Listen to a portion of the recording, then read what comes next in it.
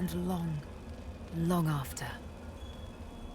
I know you do, and I love you too. Now kiss me. You kiss each other passionately, ready to face the darkest dark.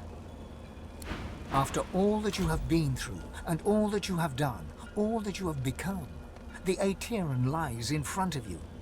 Divinity is yours to take, or to sacrifice. What you do next decides your own fate. What shall you do with divinity?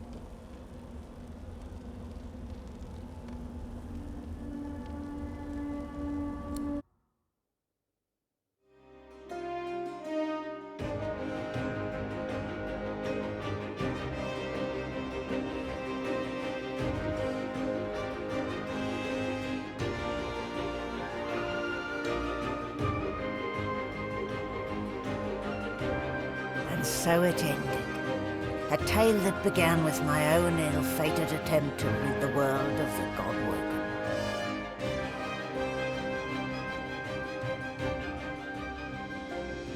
When the dust settled, no new divine had risen.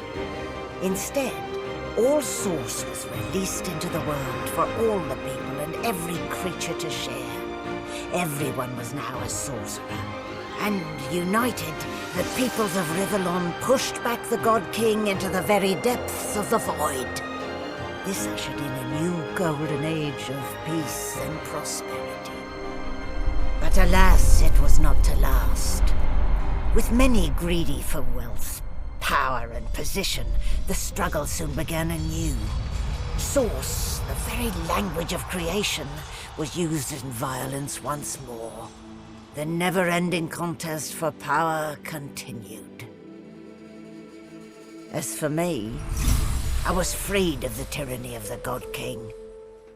To atone for my sins in this world, I spent the rest of my days taking care of the sick and elderly. I would tell the story of the God-woken to anyone who would listen. The story of the greatest heroes Rivellon had ever known. The heroes who chose not to close the veil.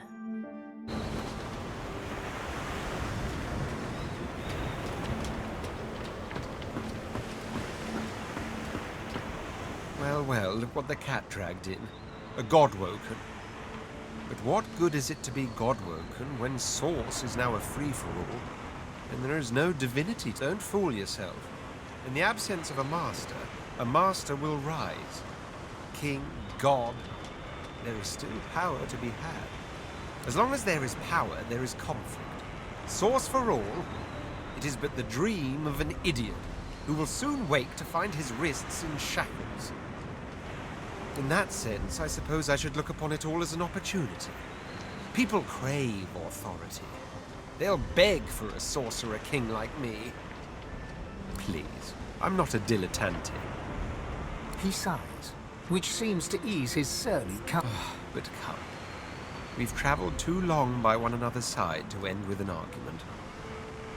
We'll not part on bad terms, will we? Home. After all, I've dragons to raise. I need to teach them to be good boys and girls before they set the entire world on fire. There may be an accident or two along the way. Can't be helped, I'm afraid. I do so long to see my palace again. The Forbidden City. The scents of spices and incense. The sound of sitars in far-off rooms. To sit all day in perfumed shade and watch the white of the marble change with the journey of the sun. But above all, I long to be with Sadha. Long to finally have the time to love. Oh, but before you go, remember how when we first met, I took you by the jaw to inspect your teeth? Not something one forgets in a hurry.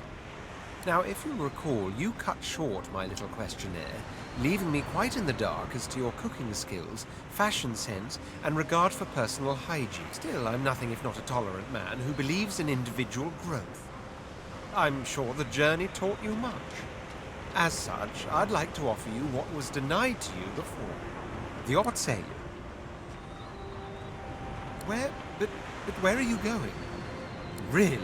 It's the lack of manners that I find so unforgivably disgraceful.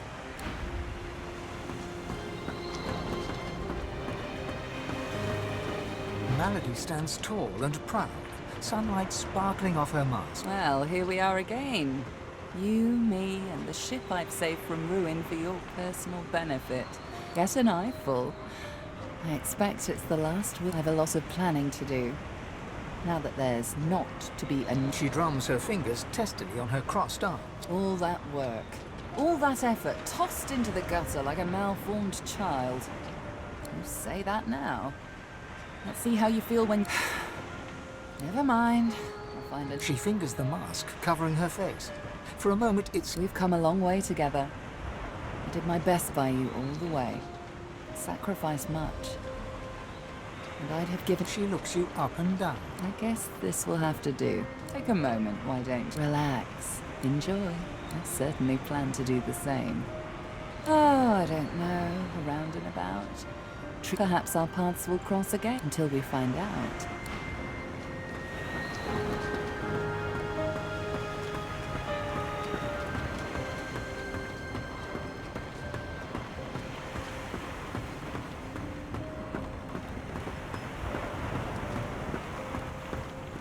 I feel weird. Like I've got ants crawling in. There is a matter I must attend to, however.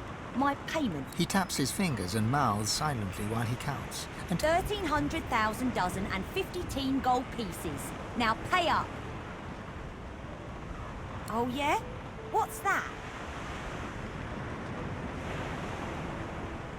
Han ponders your suggestion for... You got it. But you better believe the bill for that will be...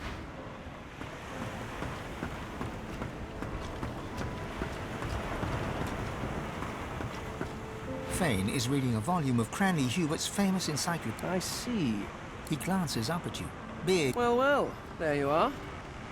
A little leaner than when we first met, and a little less divine than you'd hope. Good heavens, do they?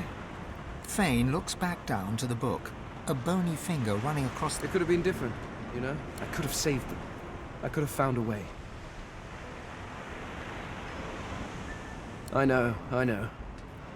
The cards were dealt, or something. I never took the time to learn how the Then again, you are no average... So, what do you think you'll do now that we live in a world of minute Of that, I'm sure the bards will sing of your heroics for generations. The skeleton hefts Hubert's dog-eared I've been rereading this book, looking over your history once again, poring over... It's shit! Fane tosses the book over his shoulder. It flutters in the air as it sails over the ship's railing and disappears with a faint splash. If you have spent your life staring at a thing, you can write about it with knowledge. You can write... You creatures have spent your lives trudging about this world. Take otters, for example. Energetic... Or octopuses. Octopuses? Regardless, the world is filled with absolutely... Do you know? There is the idea... I suppose we are all Source, but my people were Source too. In a way... In you, I found a home better than the one I was pining for. Thank you, Godwin.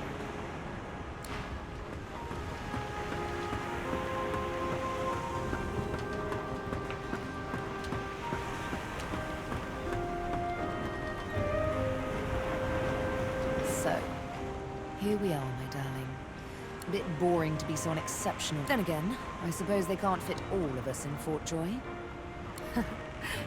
We've come to the brink and back again so many times on this adventure, even though I love the rain.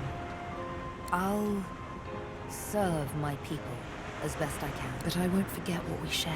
We love each other after all. A kiss, and oh, how... Let's do good, both of us.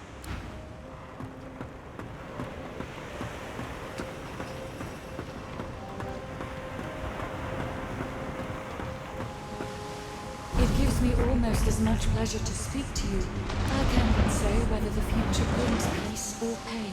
I am at the ready. Consider me to be a gift from Malady. My wood was splintered, but my spirit I feel better than new. You look out to the endless beyond. The sun's light plays upon the waves, just as it always did. The sails flutter in the wind, just as they always will. And yet, something is different. You are different. And with a start, you realize where you must go next. You speak. The world was at peace, at least for now. With its significance as the seat of divinity diminished, Arx fell into decline, and within 7 generations had emptied. Few were as prepared for the new world as the lizardkin of the ancient empire. With power spread equally throughout the world, the advantage lay with those who knew how to steal it, and at this the lizards excelled.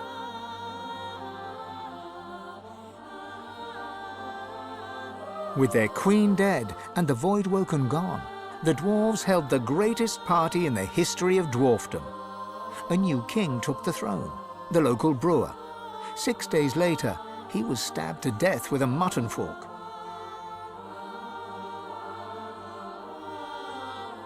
With their power returned, the elves reclaimed their lands from the Death Fog and began to rebuild. Soon they would split as 2 factions sought power, one to bring back the trees, the other to bring back the scions.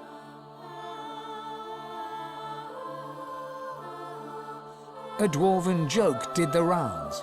It ends with the punchline, "So Lucian dropped the Death Fog on them again."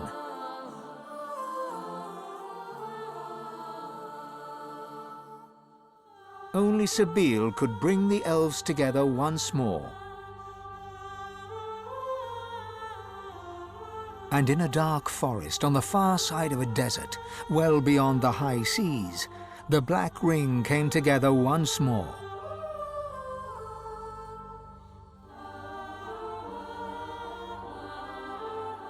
The island of Fort Joy, the old redoubt of the Source King Brachus Rex, was turned over to the people of Driftwood to use as they wished. They turned it into a holiday resort. Reaper's Coast prospered.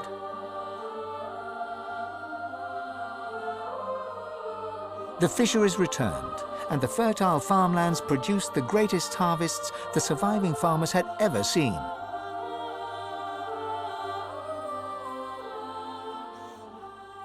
Blood Moon Island became particularly fecund, its soil producing the greatest crops. A particularly crimson-fleshed orange grown on the island became a delicacy across half the world.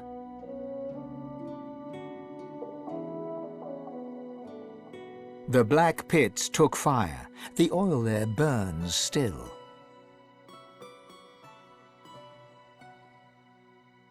Driftwood became a centre of industry, trade, and transport.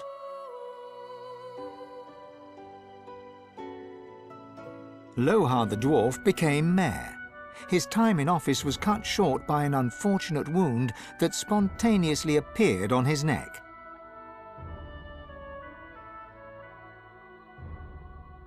Lagan left his over-demanding wife and began a relationship with a local bard.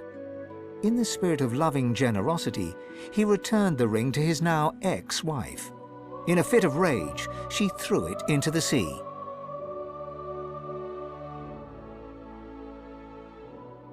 You would never forget Dorothea's kiss.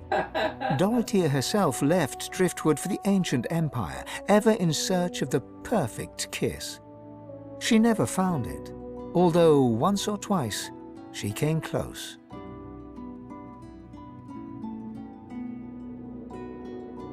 The nameless isle had vanished. Although only open water remained, by instinct ships would steer clear. None of the captains could articulate why. Millennia later, adventurers would come in search of the legendary divine city of Arx and the crypt of the great Lucian. None would pass the path of blood. Young Han went into the theatre and became one of the realm's most popular actors. Almira and Mihaili settled in an abandoned homestead. The locals liked and respected Almira. She never wanted for help, and deals always fell to her favor. Outsiders were often suspicious, but no local would speak against her.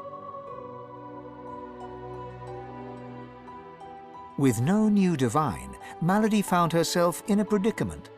She had an important problem to solve, but no ally strong enough to call upon, and so her search continued. With the source released to the world, Ahu the wizard spent more and more time as a cat. One day he decided he would not change back.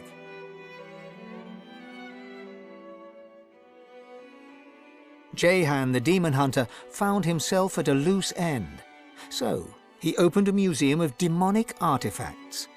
After it burned down, with Jehan inside, witnesses claimed that the flames were the color of blood.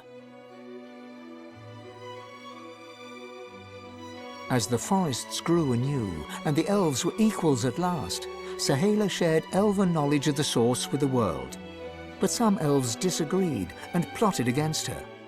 The mother would have to choose sides. Chief amongst her opponents was Tova, Sahala's own mother.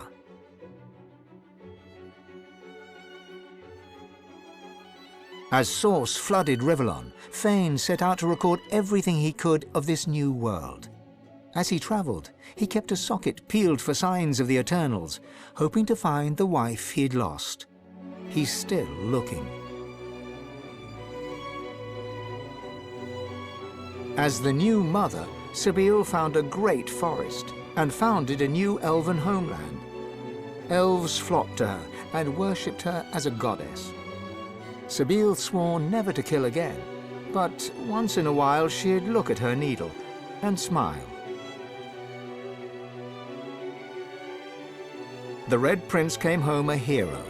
With Sada, he had more dragons. Soon, Prince became Emperor, one who would not use his dragons for conquest. His realm knew peace, and the world did not burn. And then there was you.